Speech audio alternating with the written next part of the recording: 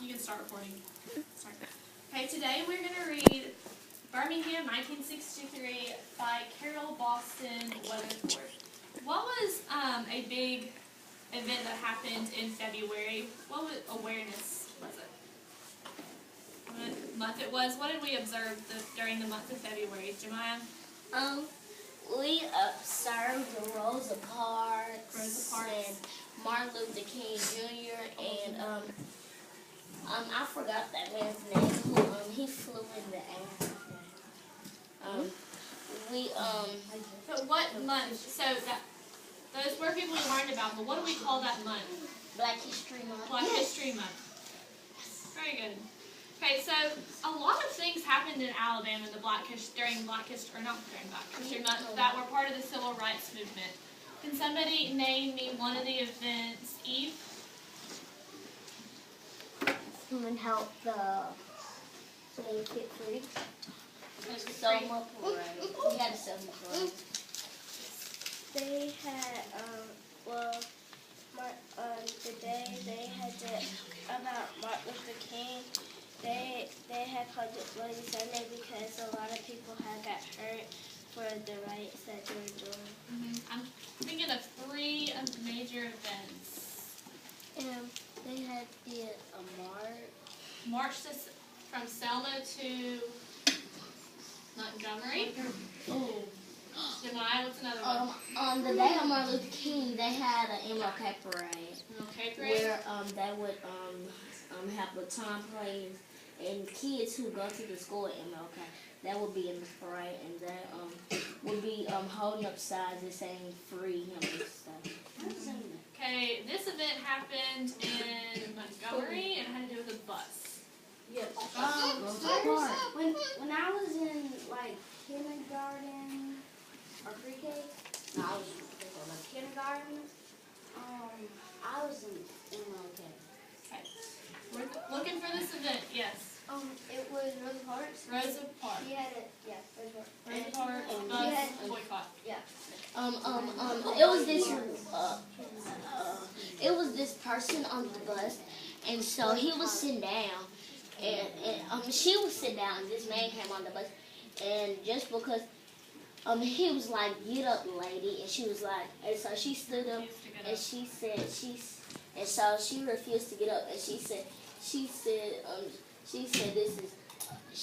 this is a free country, and so then the policeman came and took her away, and the other man he smirked at her, and she went to jail for just refusing to give away her bus seat.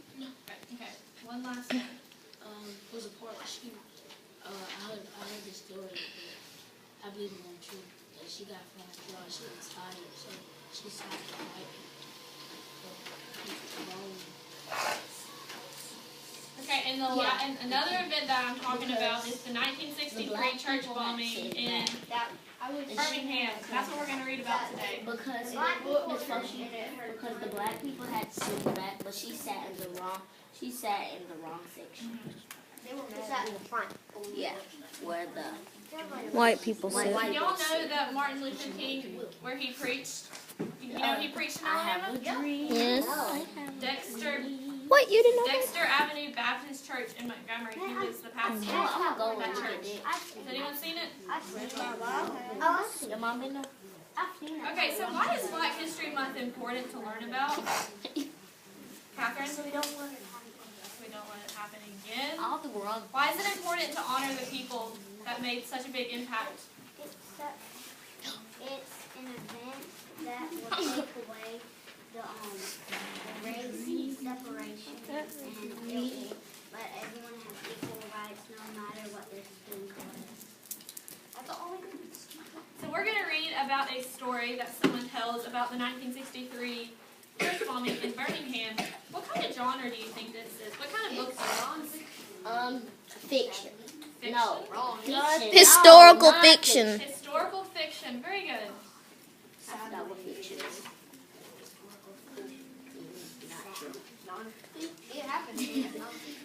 The year I turned 10, I missed school to march with other children for a seat at whites-only lunch counters.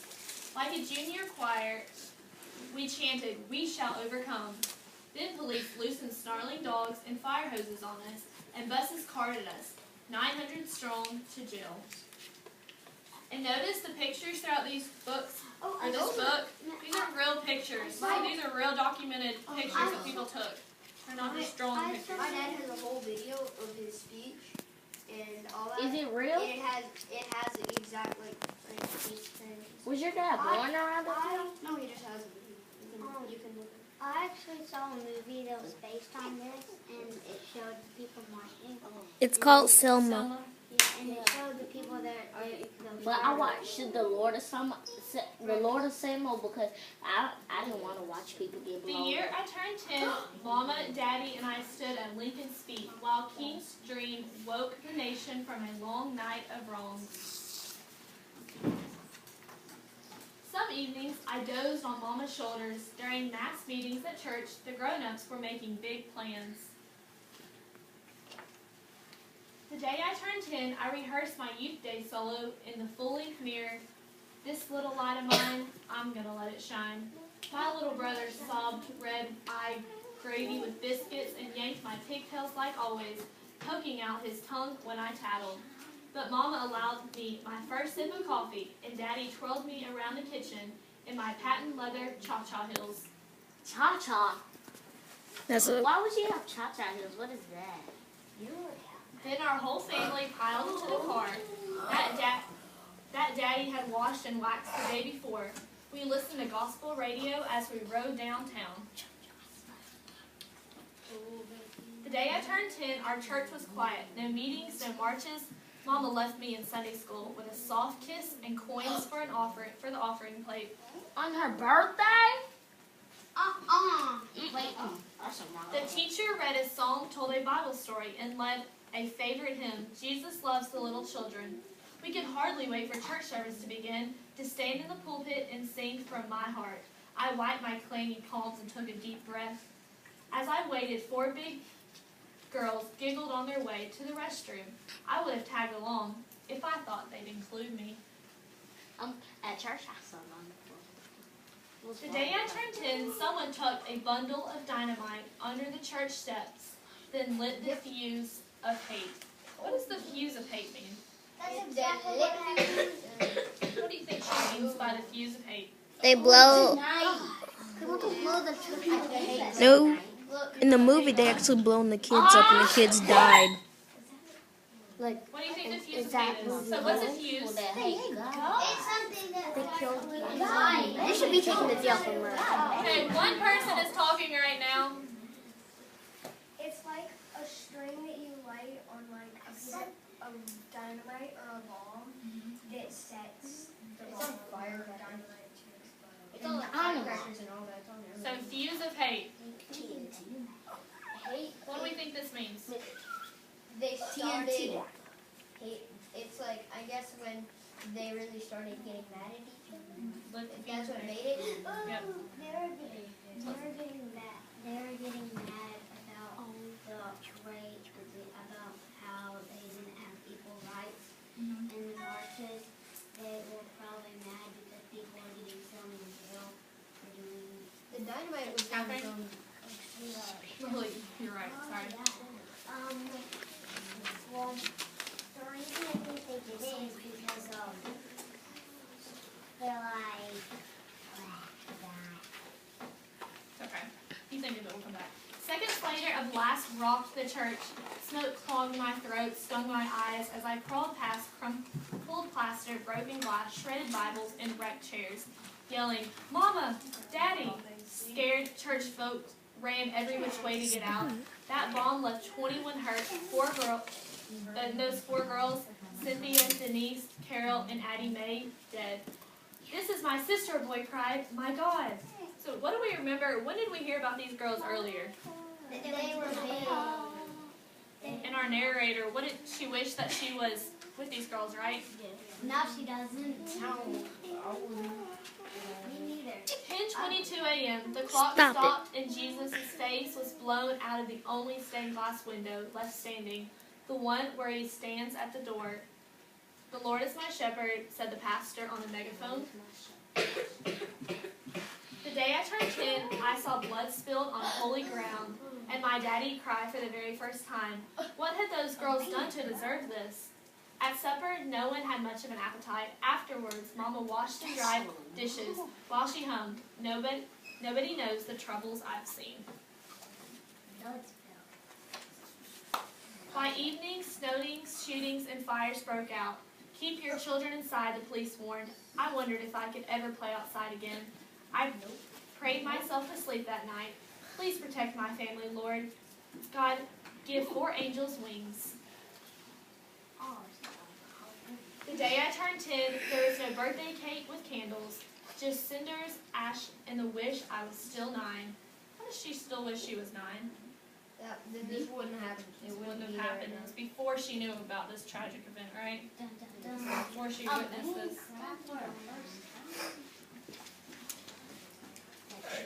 So these are the 4 girls that died.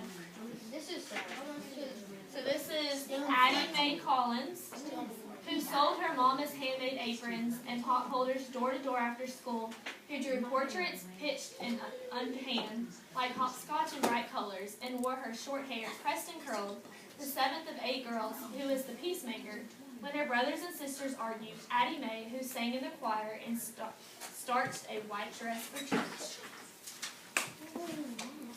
Cynthia Wesley, whose father patrolled their neighborhood, nicknamed Dynamite Hill, for a string of unsolved bombings, a mere wisp of a girl in 2 dresses that her mother lovingly sewed, who sang soul music and sipped sodas with friends in the backyard, a carefree girl who traded a class ring and was like peas in a pod with her buds, Cynthia, who was always laughing. Cynthia was. Don't these girls sound really similar to things that His first to one. us?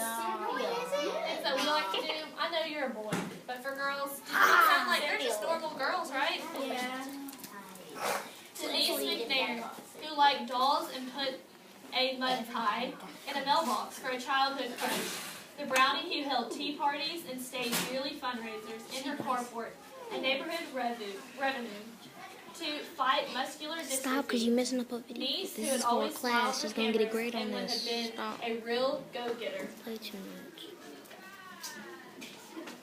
Carlo Robertson, who loved books, earned straight A's, and took dance lessons every Saturday, who joined Girl Scouts and Science Club and played clarinet in high school band. A member of Jack and Jill of America, Carol, who thought she might want to teach history someday, or at least make her mark on it. Okay, so the beginning of what set the stage for the beginning of the book? What did we learn about? We learned about how they You're listening. Jemima, leave them alone. how they marched and were listening to speeches, and then it said that when she was in church, it said that it blew up. Okay, well that's just setting the stage, so it's before it blew up. So what is the rising action of the story?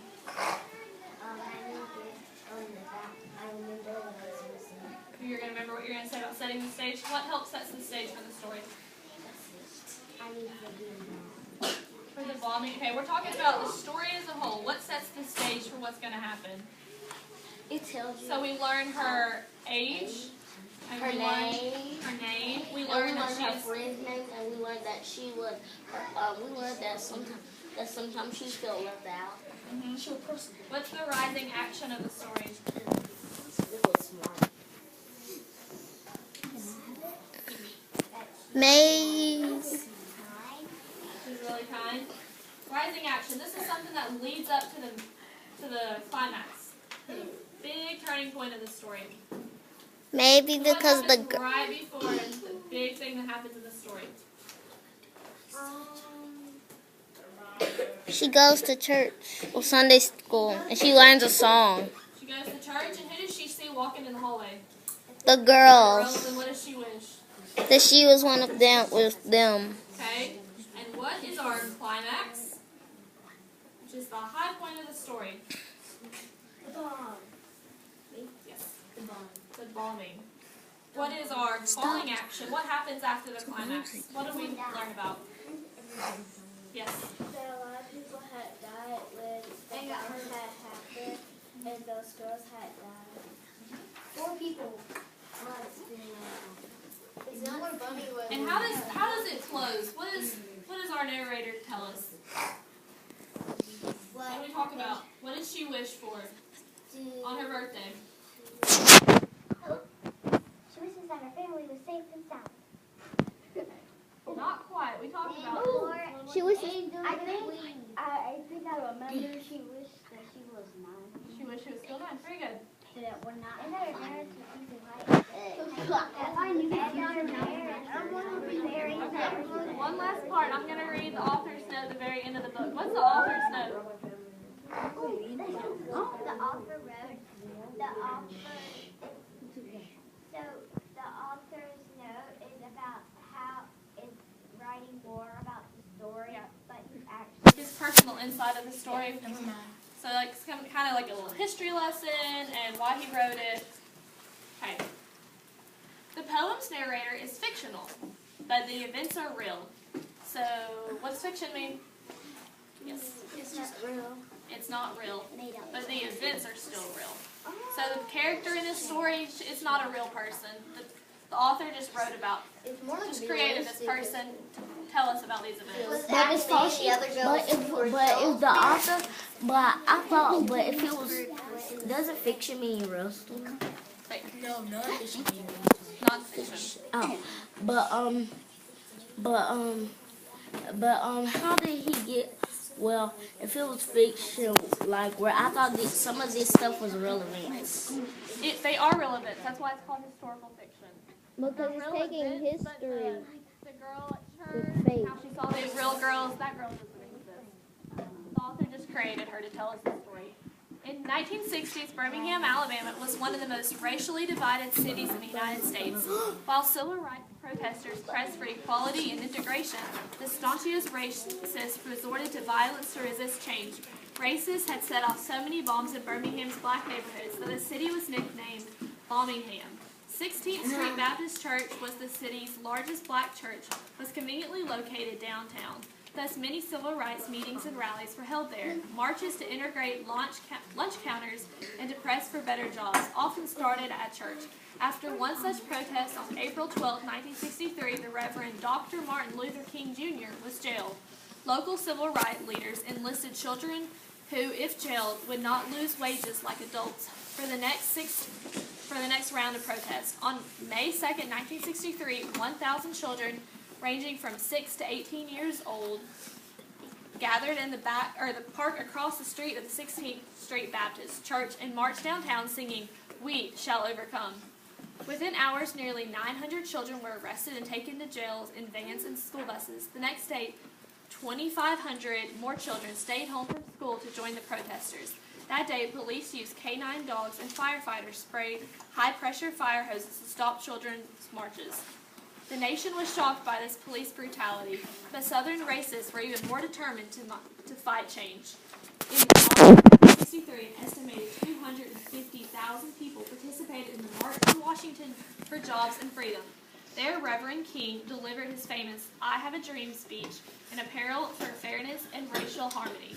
But that speech did not change some hearts. On Sunday, September 15, 1963, just before Sunday school ended and the Youth Day worship service began, racists determined to halt progress bombed 16th Street Baptist Church. 21 people were injured and 4 girls were killed.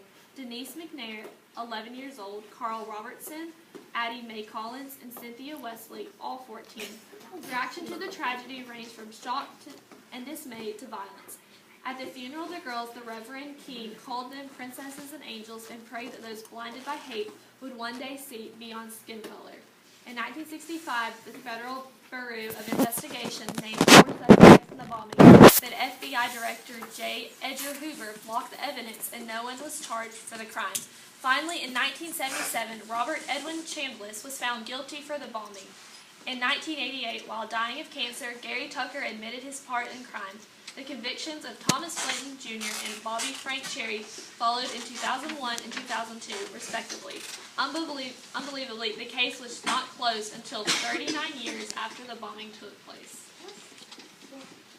So after those 39 years, they finally found who did it? Mm-hmm. Finally convicted them. Why are you writing for my paper? Can I stop recording? You can